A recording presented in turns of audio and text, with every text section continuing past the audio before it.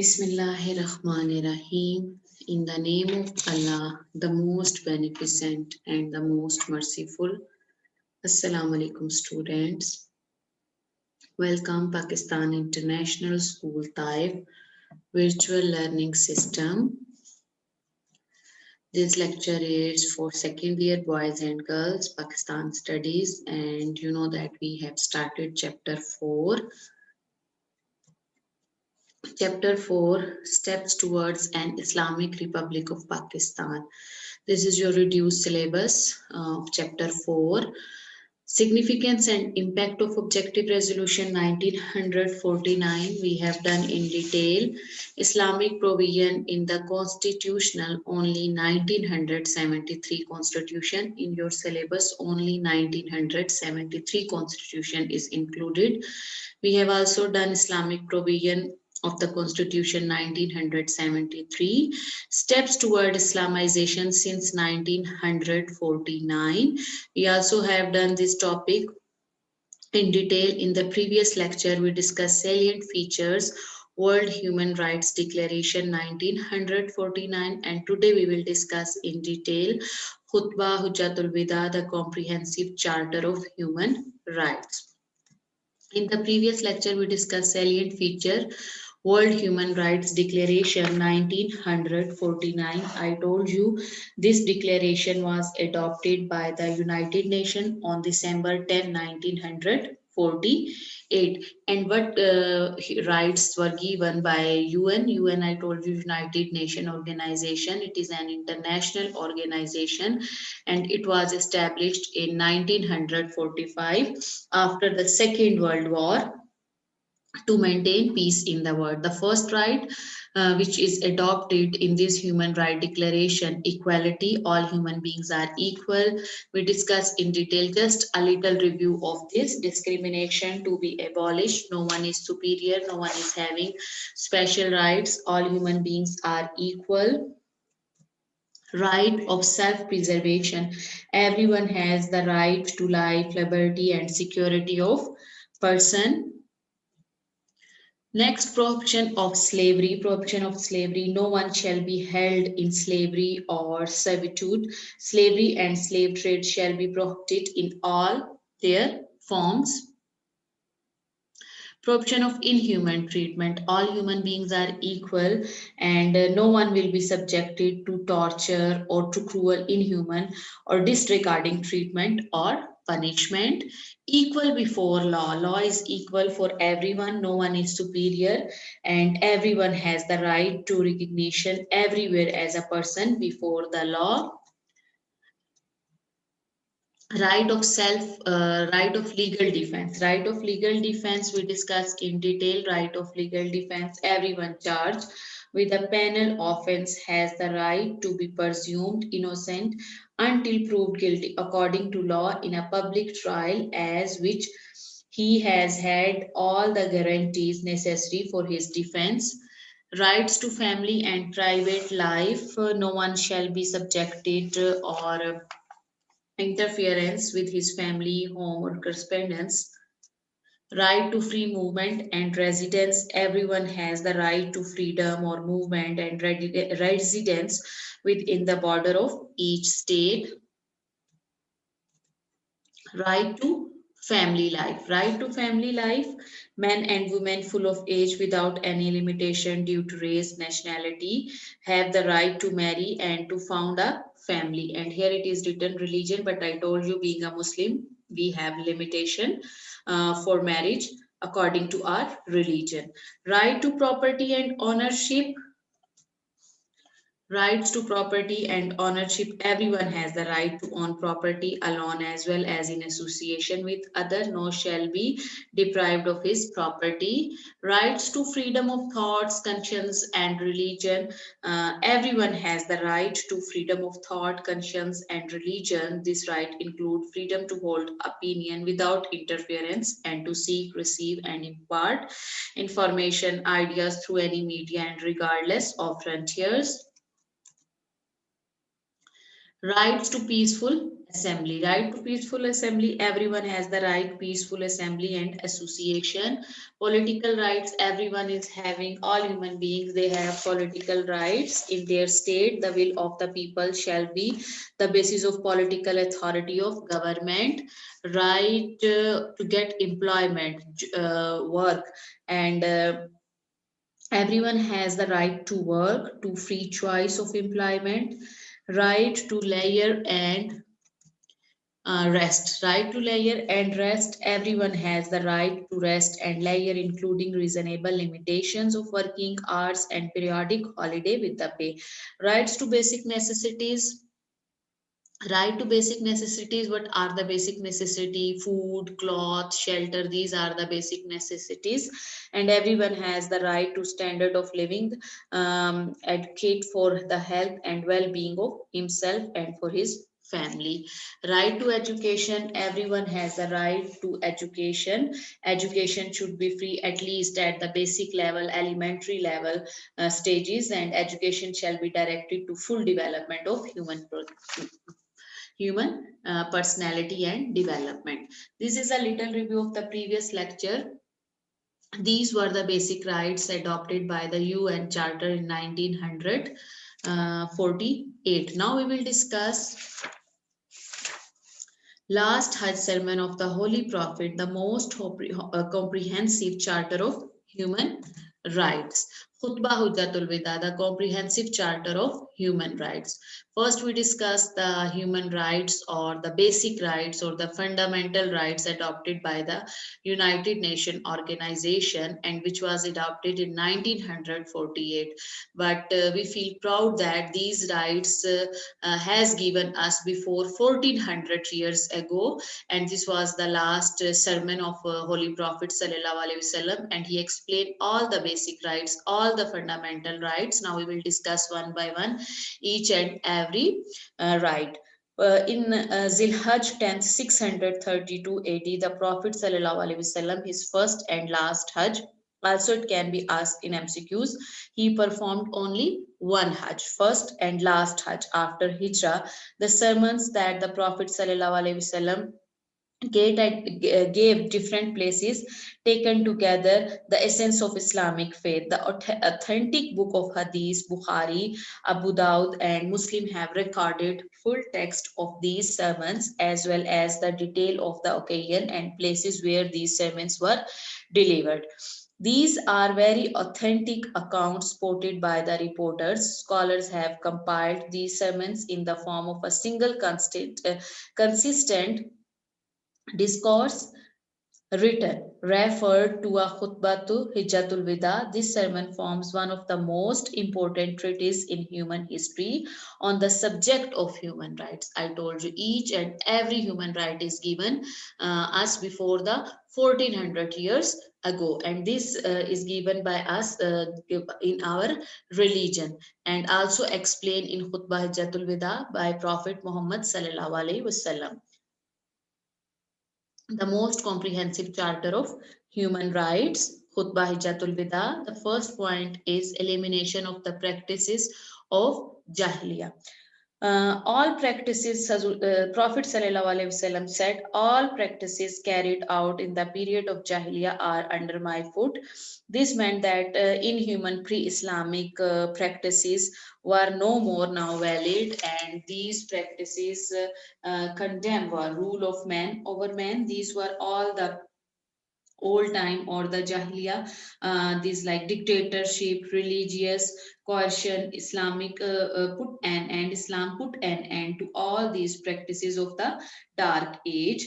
These are all the practices of the Jahiliya or the dark age, like dictatorship and religious coercion, autocracy, man or rule of man over man.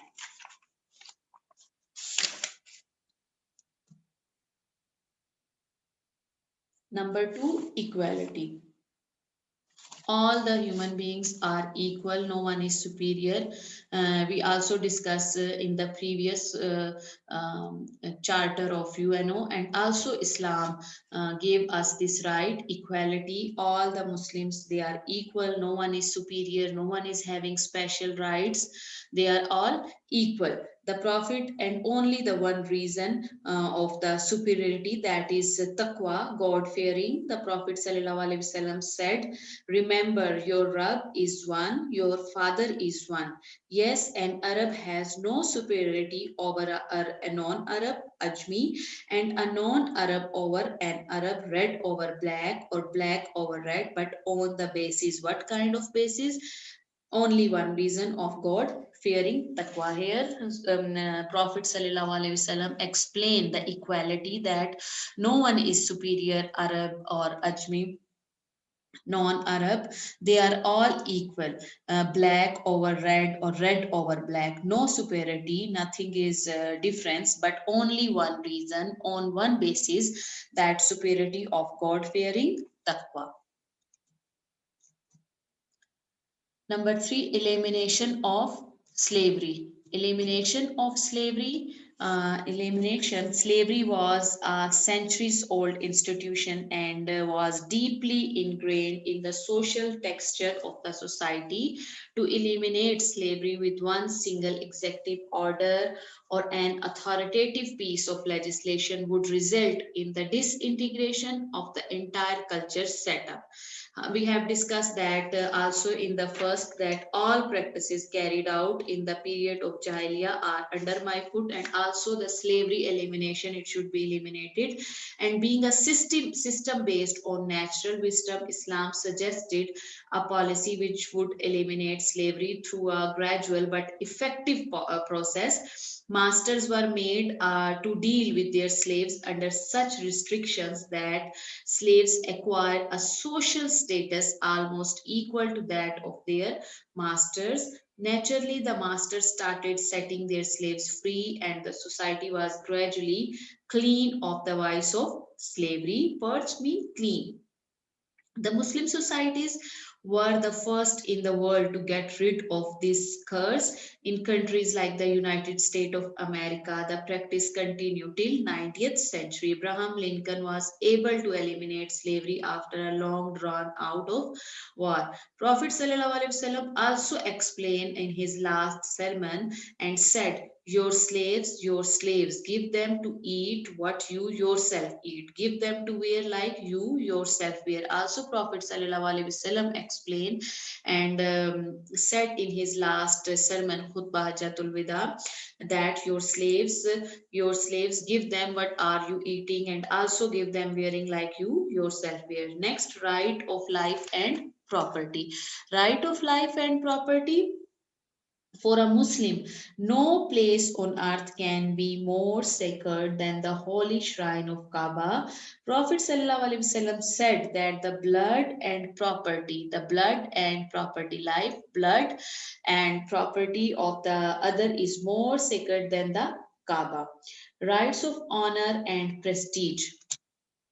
Rights of honor and prestige means the Prophet ﷺ said that everyone has inviolable, never to be broken, unbreakable, that his honor and prestige be preserved at the hand of other, and this sanctity is valid till the doomsday, till the day of judgment. Religious moderation, the Prophet ﷺ wanted his followers against the danger of the religious extremism. He said that the former nations were exterminated only because they adopted extremist practice in matter of religion and faith. So, Prophet ﷺ warned the Muslims against the danger of religious extremism. Legal rights. Legal rights, the Prophet ﷺ clearly proclaimed that no person can be punished for a crime which someone else has committed, so much so that even a son cannot be punished on account of the crime or committed by his father. Means the Prophet ﷺ also explained and proclaimed clearly in that no person can be punished for a crime which someone else has committed. It doesn't mean that a son cannot, it doesn't mean like a son has a crime or committed or the punished committed to by his father. No, even a son cannot be punished on account of the crime committed by his father. He said, yes, the culprit is responsible. He explained and he said, Prophet Sallallahu Alaihi Wasallam, yes, the culprit is responsible for the crime he has committed. Neither son for the crime of his father, nor the father for the crime committed by his son. Rights of the rulers. The Prophet ﷺ said the rulers have a right to be obey and follow. Also, the rights of the rulers explained, and he said that the rulers also have the right to be obey and the follow.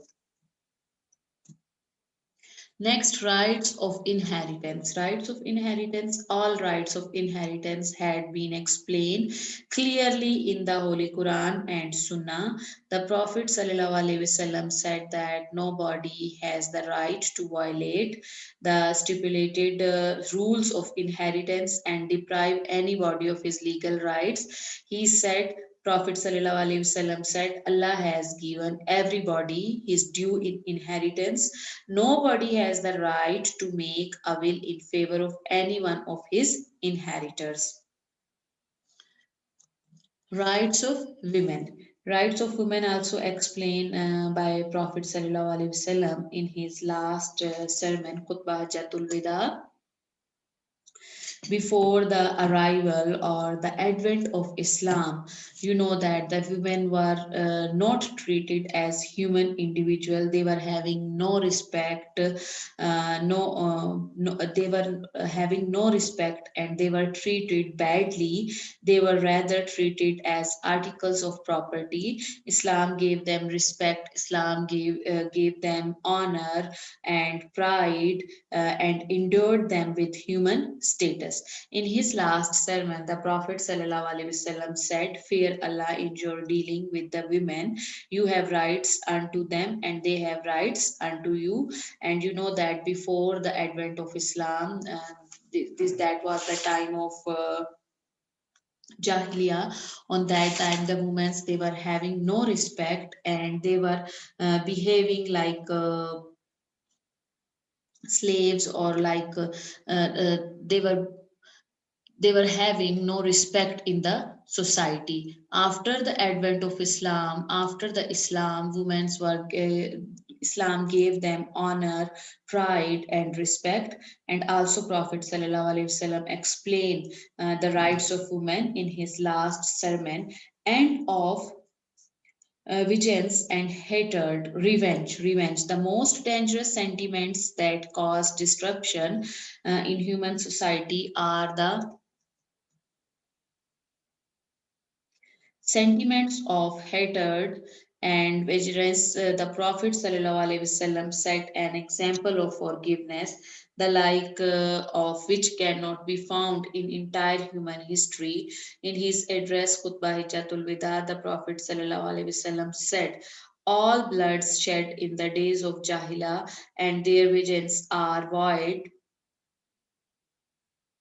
From this day, first of all, I forgive the blood of my own family, that is the blood of Rabia bin Haris. He added, all amounts occurring as interest in the loans advanced in the day of Jahiliyyah are hereby remitted. Forgive first of all, I remit, cancel the interest or forgive the on my uncle Abbas bin Mutlib's loan. Also, he explained that. An example of forgiveness, and he also forgive first of all, he explained, I remit the interest on my uncle Abbas bin Mutlib's loan. Reference for the other rights. Reference for other rights.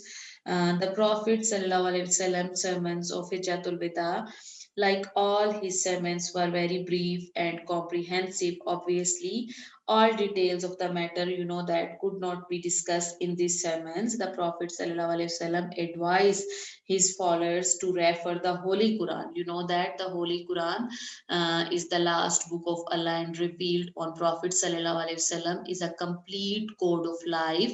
Each and everything is clear and mentioned and explained in this book. So the Prophet ﷺ advised the Muslims to refer the Holy Quran and the Sunnah for elaborate guidance. He said, "People, listen to me attentively. I have communicated to you the message of Allah. I'm leaving between you two things. You will not lose the right path until you will remain closely attached with these two things. That is Book of Allah and the Sunnah of Hazrat Muhammad sallallahu alaihi wasallam. These two things, Prophet sallallahu alaihi wasallam explain that listen to me attentively, and you will not lose the right path until you will remain closely with the two things. What kind of two things? Holy Quran, Book of Allah, the last book of Allah, and the Sunnah of Prophet sallallahu alaihi wasallam. Student, this was we discussed the basic rights or the human rights, the most comprehensive charter of human rights, last Hajj sermon of Holy Prophet. We discuss all the human rights which was explained in this sermon, and also Prophet sallallahu alaihi wasallam advised that his followers to refer the Holy Quran and Sunnah for elaborate guidance. Now, also, we discussed the United Nations Declaration of Human Rights, but I told you this was adopted in 1949, and these human rights and these basic rights were given us before the 1400 years ago, and we feel pride for this. That now we will a little comparison between the last Hajj sermon and the United Nations Declaration of Human Rights. Then you will clear that how the Islam gave us these rights before the 1400 years ago, and now the UN declared these human rights in 1949. United Nations Declaration of Human Rights, that is a complete or comprehensive document on human rights, and every civilized human being should uphold the principles stipulated in this declaration. Yet there are two things that need special consideration. First, that the lesson that humanity learned after centuries of devastation and the war were set forth by Prophet of Allah, Hazrat Muhammad sallallahu alaihi wasallam, very clearly and precisely, and is absolutely easy to understand terms nearly 1400 years before the UN Charter was adopted. Second important thing to note is that UN Declaration of Human Rights is simply a statement of beautifully worded human aspiration and wishes. It is not supported by a moral, legal, or executive authority to make it observance imperative. The UN has no power to enforce it. In contrary to this, the Hijjatul Wida sermon, the Khutbah Hijjatul Wida of Prophet Sallallahu Alaihi Wasallam, not only sets forth the detail of the fundamental human right, it also provides a mechanism to make their implementation possible. All Islamic states are duty bound to implement these rights, and all the Muslims are individually answerable to Allah in respect to them. Okay, student, this is the last topic of this chapter, which we have finished, and chapter 4 is also finished. This question can be asked in long question overall, write in detail Khutbah Hijjatul Wida, or Khutbah Hijjatul Wida is the most comprehensive charter of human right. Discuss in detail. Also, it can be asked in short question, write any 3 points or the 3 basic rights of Khutbah Hijjatul Wida. So you have to write all the top completely this question. Hope you understand today's lecture. Thank you, student. Have a nice day. In the next lecture, we will discuss the exercise of this chapter, short and long question and also MCQs. But now your syllabus has reduced. Any topic can be asked in long question. For example, I told you 1973 Constitution can be asked overall long question. Objective resolution can be asked in long question. This question which we did now today, most comprehensive charter of human rights, Khutbah Jatulvida overall can be asked in long question, and also the UN charter of the human rights can be asked in overall long question. Because now your syllabus has reduced, you have to learn all the topics. So revise this topic and also learn this topic. Thank you, student. Have a nice day.